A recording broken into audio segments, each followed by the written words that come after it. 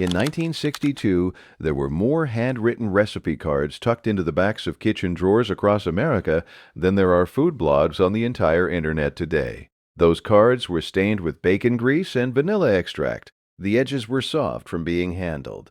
Some of them were written in pencil because ink was expensive, and on every single one of them, in a grandmother's careful handwriting, was a recipe that no one in her family thought to keep.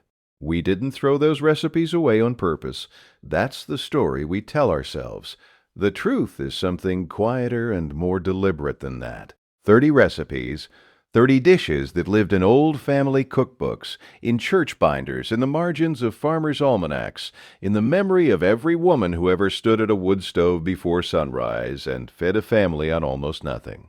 They were genius, every single one of them, and we let them go. Number 30. Tomato gravy and biscuits. Not red sauce, not marinara. Not anything you'd find on a menu in a city restaurant today with a $14 price tag and a drizzle of basil oil across the top.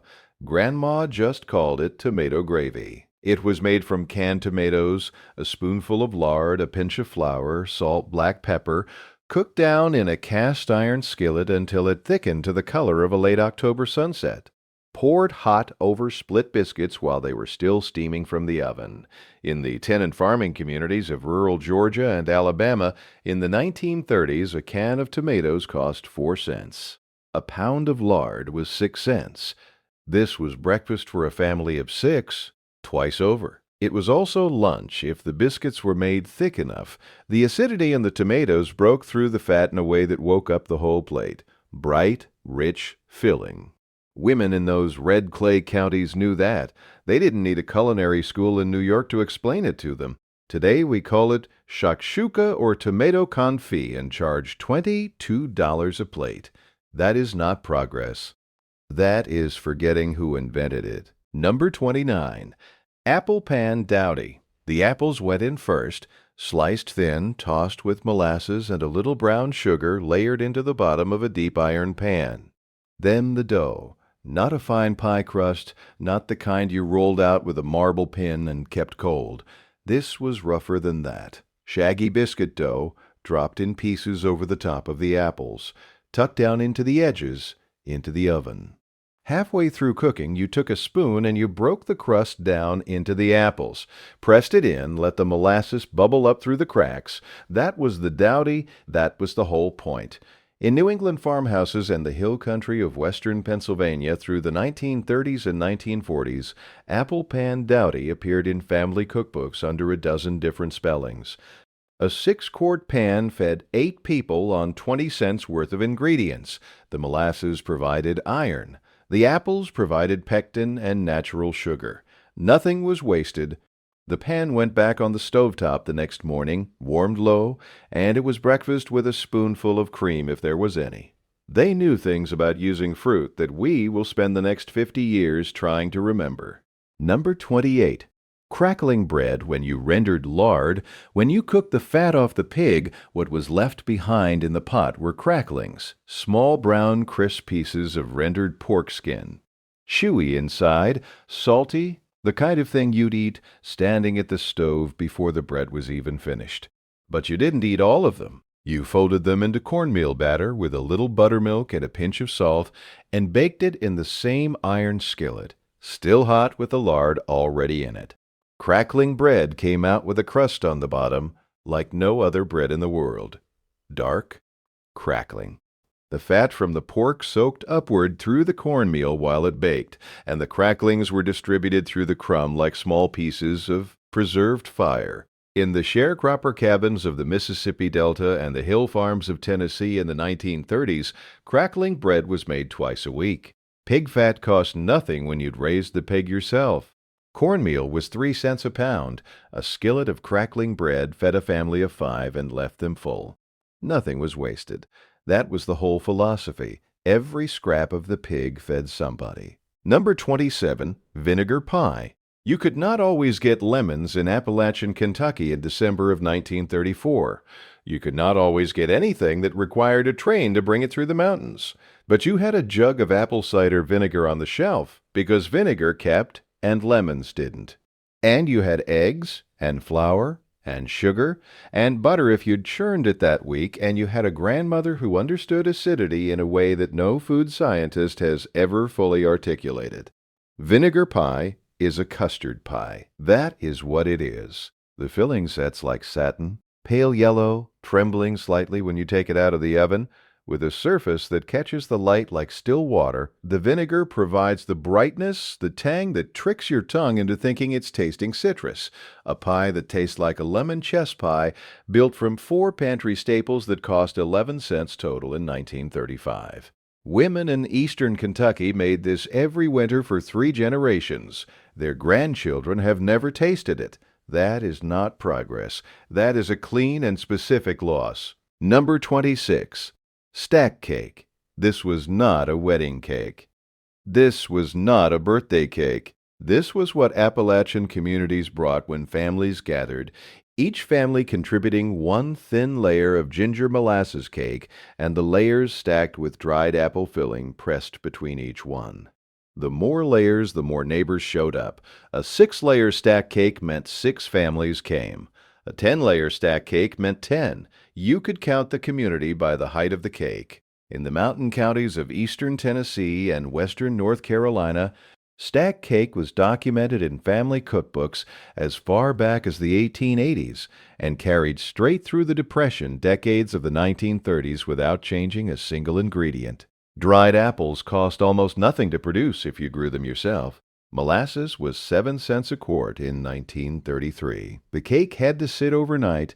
The apple filling softened the ginger layers from the inside, deepening in flavor for 24 hours before it was cut. It was not impatient food. It was food that understood time. Grandma just called it bringing something to share. She was right. Everything she knew was right. Number 25. Dried bean soup with ham hock. The beans soaked overnight in a pot of cold water sitting on the back of the stove. By morning they had swelled to twice their size, pale, smooth, full of stored water. Then the ham hock went in, just one with its knuckle and its thin layer of meat and its rich dark bone. 6 cups of water, an onion, if there was one, salt and pepper. The pot sat on low heat for 4 hours, and the kitchen filled up with a smell that was part smoke, part sweet, part something older than any recipe written down. Navy bean soup with ham hock appeared in family cookbooks from the Great Lakes states to the Gulf Coast from the 1920s. A pound of dried navy beans cost 5 cents in 1933. 1 ham hock, the cheapest cut at the butcher, cost 8 cents. That pot fed a family of 5 for 2 full days. The protein content of navy beans, 20 grams per cooked cup, was documented by the USDA as early as 1896. Grandmothers in Michigan farmhouses and Louisiana bayou kitchens didn't know the scientific term for it. They knew the children ate and went to school full, and that was enough. Number 24. Fried salt pork and milk gravy. The slices came out of the brine, cloudy, white, and stiff as cardboard. You rinsed them and patted them dry, dredged them through flour into the hot skillet, and the sound it made when it hit that iron was a crack, a spit, a declaration. The salt pork browned unevenly, the edges curling and darkening first, the center blistering in the hot fat. You pulled it out, left the drippings in the pan, scraped up the flour stuck to the bottom, added a cup of whole milk, stirred constantly until it went from thin and pale to thick and cream-colored and coating the back of the spoon. In the Ozark hill towns of Missouri and Arkansas in the 1930s and 1940s, salt pork cost 6 cents a pound. It kept without refrigeration for weeks. The milk gravy stretched it further. Poured over biscuits or cornbread, it became a complete meal. Calorie-dense, fat-rich, hot. In winter, when the roads were mud and the nearest town was 12 miles away, fried salt pork and milk gravy was the meal that kept families moving through February. Number 23. Prune whip. It sounds wrong now. The name alone sounds wrong in a way that tells you everything about how far we've traveled from the kitchens that produced it. But hold on. Prune whip was served in the finest homes in America in the 1920s. It was in the settlement house cookbooks of Chicago's immigrant neighborhoods. It was in the Ladies' Home Journal in 1931. It was in the handwritten recipe boxes of grandmothers from Vermont to Oregon. You stewed the prunes until they were soft enough to push through a sieve. What came through the other side was thick and dark and sweet and faintly tangy, a paste with depth, with something almost wine-like underneath the sweetness. You folded that into stiffly beaten egg whites, a spoonful at a time, carefully, until the whole thing lightened to a pale lavender cloud.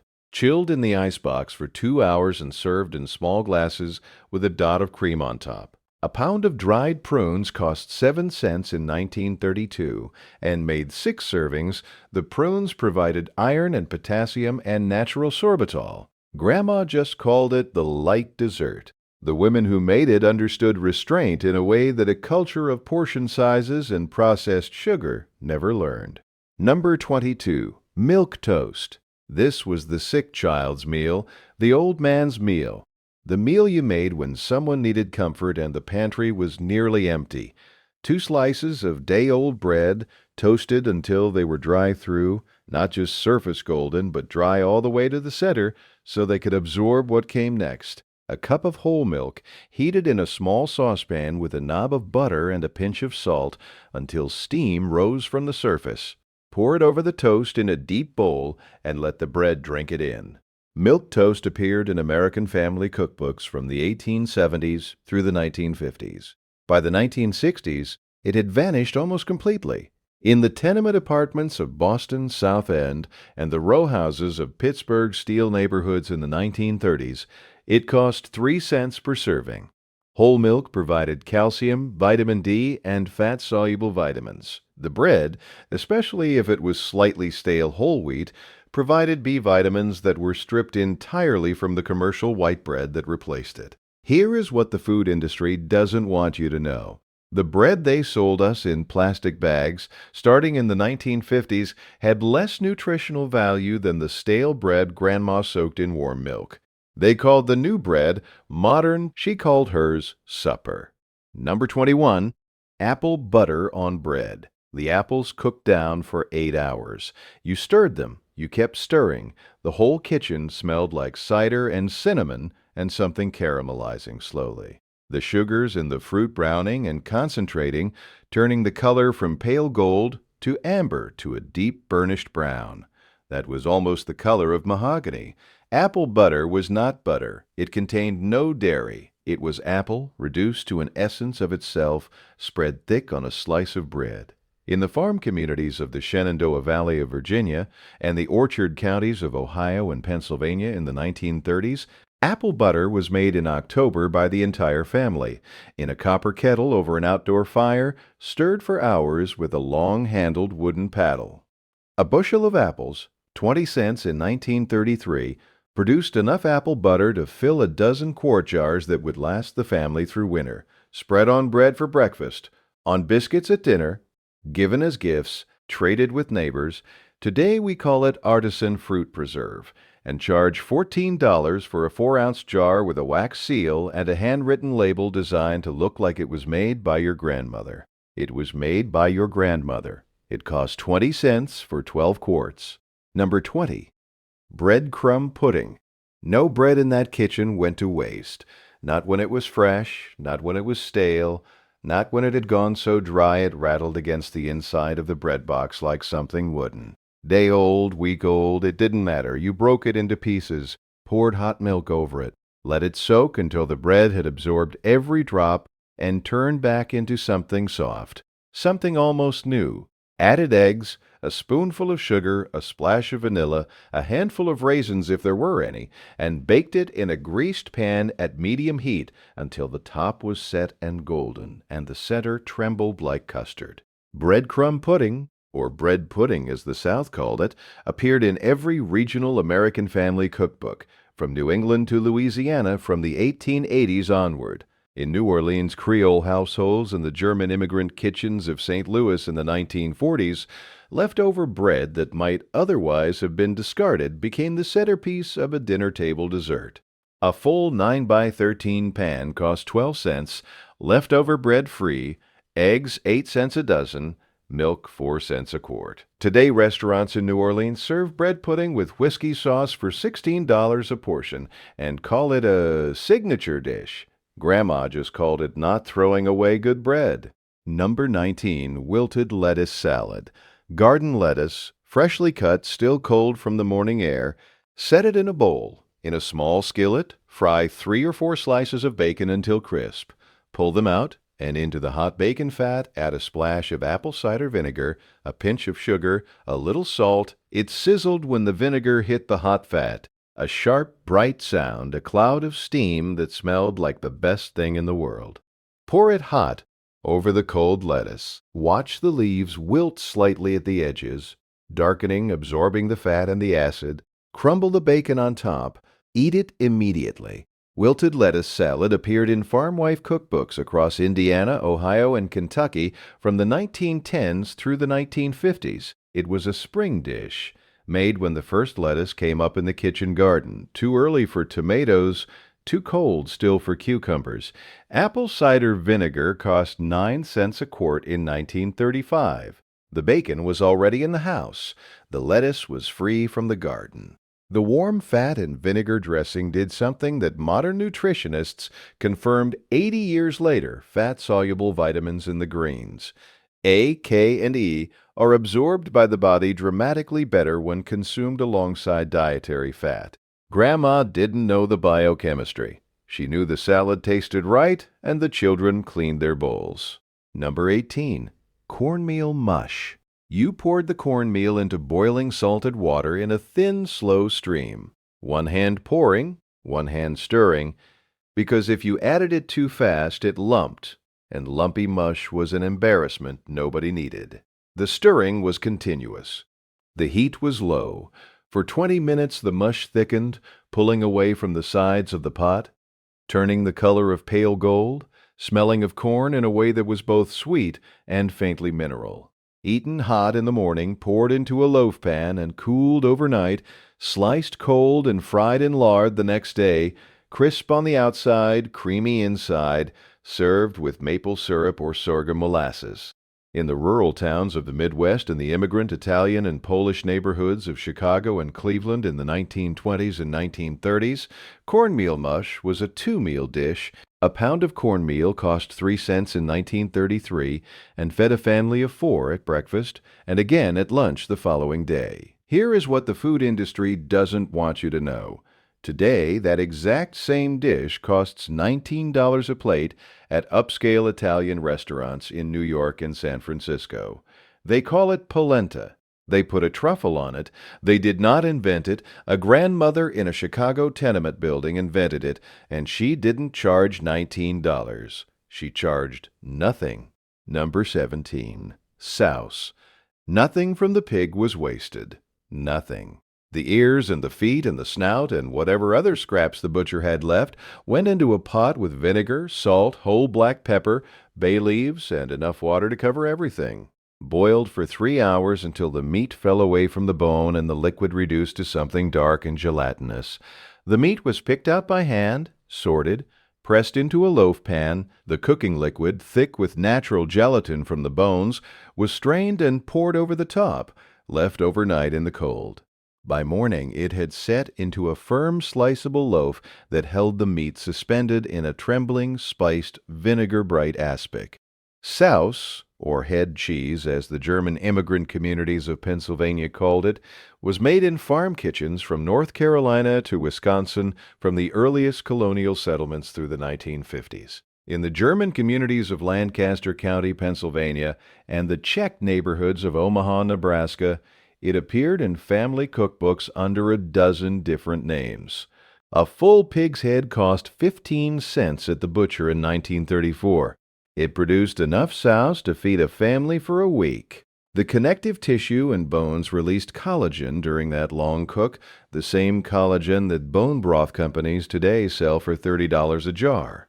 Grandma just called it using the whole animal. Number 16. Sweet potato pone. This is not sweet potato casserole. This is not anything with marshmallows on top. That particular abomination didn't appear until a canned yam company named Angelus Marshmallows ran an advertising campaign in 1917 telling American housewives to put marshmallows on their sweet potatoes. Before that, sweet potato pone. Raw sweet potatoes grated on a box grater into a pile of pale orange shreds, mixed with eggs, molasses, butter, ginger, nutmeg, a little flour to bind it.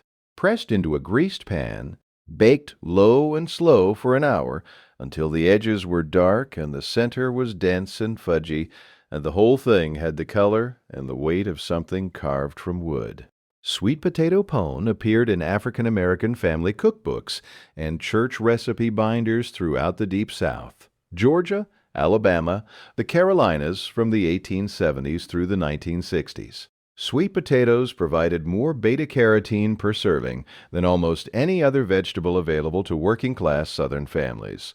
In rural Georgia in 1935, sweet potatoes from your own garden cost nothing. A pone fed 8 people it kept for 3 days without refrigeration in cool weather. This was not a side dish. This was not a holiday indulgence. This was food that understood the body's need for nutrients in a way that the modern dinner plate, stripped of sweet potato pone and replaced with a dinner roll, simply does not. Number 15, boiled custard. It was not boiled. That is the first thing to understand. No grandmother who knew what she was doing ever let a custard boil. That was the way to ruin it, to curdle the eggs and break the silk into something grainy and wrong.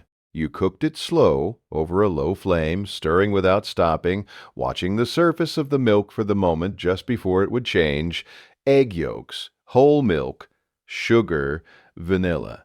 That was everything.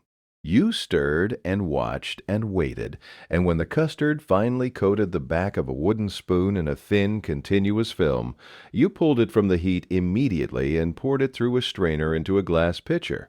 Boiled custard was the Christmas drink in the South.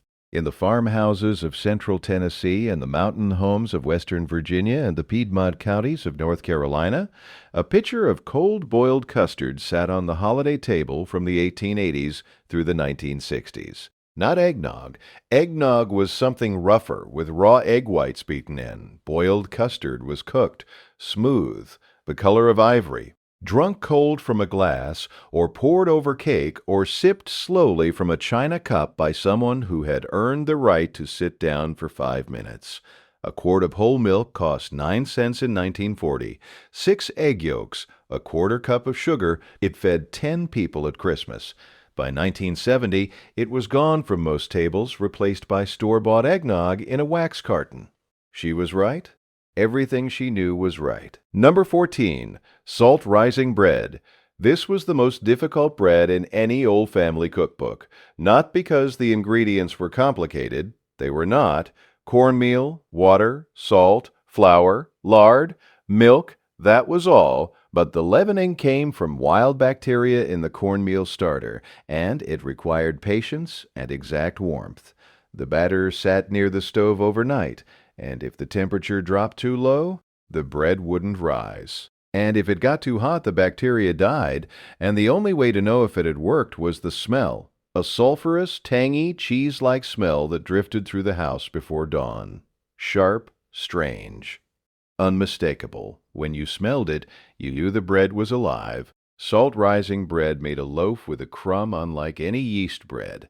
Dense but tender, with a fine, tight texture and a flavor that was faintly tangy, almost cheesy, deeply savory. In the isolated farming communities of western Pennsylvania and the Ohio River Valley in the 1800s, it was the standard bread, made before commercial yeast was available or affordable. A loaf cost 4 cents to produce in 1933. Grandmothers in Greene County, Pennsylvania, made it every Saturday for 3 generations. There are fewer than a dozen commercial bakeries in the United States today that still produce it. They know things about bacterial fermentation and gut health that we are only now confirming in clinical research, the same research that sells us kombucha at $6 a bottle. Number 13, egg custard pie. The filling was 5 ingredients: eggs, milk, sugar, vanilla, a pinch of nutmeg across the top. That was all. It went into an unbaked pie shell, not a fancy shell, a lard crust rolled thin, just thick enough to hold the custard, and the whole thing went into a hot oven, then the heat was turned down to let it finish slow. You knew it was done when the edges were set and the center had the faintest tremble to it, like water just below stillness. It came out of the oven pale gold across the surface, with the nutmeg sitting in fine brown dots against the cream. Egg custard pie was in every Southern family cookbook from the Civil War era through the 1960s. In the mill towns of South Carolina and the tobacco farms of eastern North Carolina, it was the simplest dessert a household could produce, and one of the most nutritionally complete, 6 eggs per pie, a full quart of whole milk, every fat-soluble vitamin in the human diet present in a single slice. A whole pie cost 14 cents to make in 1940 and fed 8 people. Pastry chefs today make what they call a classic custard tart and charge $11 a slice. Grandma just called it egg pie. She made 3 at once and gave 1 to the neighbor. Number 12. Crackers and milk. This was the supper nobody admitted to. This was what you ate when there was nothing else and pride was the only thing standing between honesty and hunger. Soda crackers, saltines, the cheapest thing on the grocery store shelf, broken into a bowl, cold whole milk poured over them, a spoon. That was supper. And yet, in the old family cookbooks of New England farmers and the church handbooks of Midwestern Mennonite communities from the 1920s through the 1940s, crackers and milk appeared without apology. Not as a shame meal, as a supper, sometimes with a little butter pressed onto the crackers first, sometimes with a pinch of black pepper. The simplicity of it, the way the crackers softened in the cold milk, swelling, absorbing, turning from brittle to something almost bread-like, was the whole point. A box of soda crackers cost 12 cents in 1933. A quart of milk was 9 cents. Supper for 4. Done. The calcium and phosphorus in the milk combined with the sodium in the crackers in a way that was oddly satisfying. The body recognized it as complete in some ancient, basic way. Women who made this did not consider themselves to be failing. They considered themselves to be feeding their families. There is a difference. Number 11. Lard biscuits. The lard had to be cold. That was the rule that no written recipe could fully explain. The reason the biscuits were flaky was because the fat stayed solid until the heat of the oven hit it, and then it released steam inside the layers of dough, pushing them apart. Warm lard made dense biscuits, cold lard made biscuits that shattered when you pulled them apart, that had visible layers as distinct as the pages of a book, that steamed when you opened them. 2 cups of flour, a half teaspoon of salt, a teaspoon of baking powder, a spoonful of cold lard cut in with a knife until the mixture looked like coarse sand, cold buttermilk added just until the dough came together, not too much, not needed, barely touched, pat it out. Cut with the rim of a drinking glass into a hot oven for 12 minutes. The bottoms browned on the iron skillet, the tops turned the color of fresh cream, darkening toward gold. In every working-class American kitchen from the 1880s through the 1950s, in the farm counties of Georgia, in the mining towns of West Virginia, in the Mexican borderland communities of South Texas, lard biscuits were the daily bread. A pound of lard was 6 cents in 1933. A 5-pound bag of flour was 20 cents.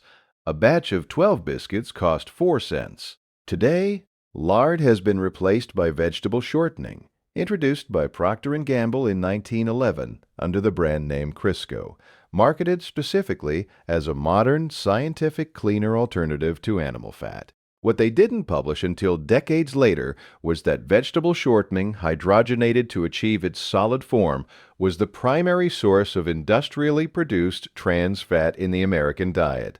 The same trans fat the FDA finally banned in 2018 after it was linked to heart disease. Number 10. Dandelion green salad.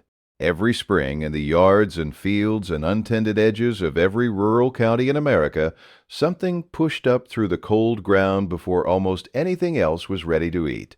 Long, serrated, dark green leaves with a bitterness that woke up your whole mouth. Dandelion greens. Free, growing everywhere. Picked before the flower appeared, when the leaves were youngest and the bitterness was still sharp but not overwhelming, dressed with hot bacon fat and vinegar just as the wilted lettuce was dressed. Or simply with a little lard and salt. In the immigrant communities of southern Italy settled in Pittsburgh and Philadelphia in the 1910s and 1920s, dandelion green salad was the first fresh food of spring, called Cicoria salvatica, wild chicory, and treated with the reverence due to something that had kept generations alive through winter's end. In the German farm communities of Ohio and Indiana, it appeared in handwritten family cookbooks under the name Lohenzahn-Salat. In Appalachian Kentucky, the grandmothers just called it picking greens.